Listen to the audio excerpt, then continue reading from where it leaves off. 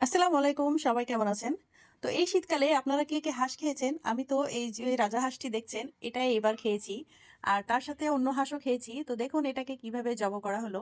এখন এটাকে সুন্দর করে গরম পানিতে চুবিয়ে পরিষ্কার করা হবে। প্রচুর পরিমাণ এটাতে তেল ছিল। দেখুন এটার পেট থেকে বের করা হচ্ছে। তো এখন এটাকে ভালোভাবে পরিষ্কার করে নিয়ে কেটে ধুয়ে নেওয়া হয়েছে। তারপরও কি পরিমাণ তেল বের হয়েছে দেখুন। এখানে ১ম এ চর্বিটা বের করে নেওয়া হয়েছে ১ কেজি পরিমাণ। এরপর এটাকে ওজন দেওয়া হলো। তারপরও ৬ কেজি হয়েছে। এখন এটাকে ভালো করে চিৎ করে কায়েত করে চারিদিকে ভালোভাবে পোড়ানো হয়েছে।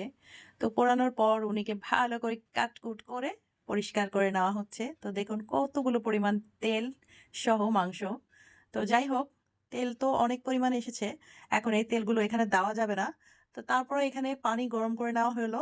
তারপর এখানে সুন্দর করে মাংসগুলো দিয়ে বলক চলে এসেছে।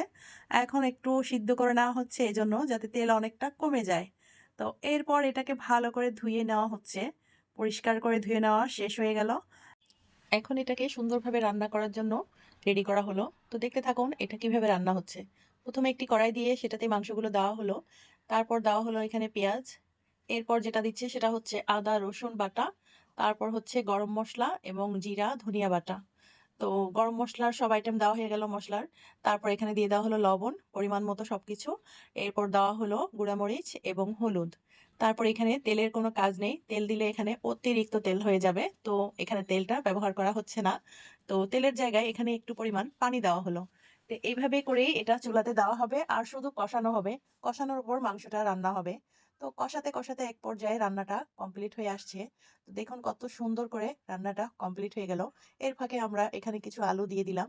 তো আলুটা দেওয়া এইজন্য যে চর্বিটা একটু যাতে কম লাগে, তেলটা যাতে একটু কম লাগে তার জন্য এখানে আলুটা দেওয়া।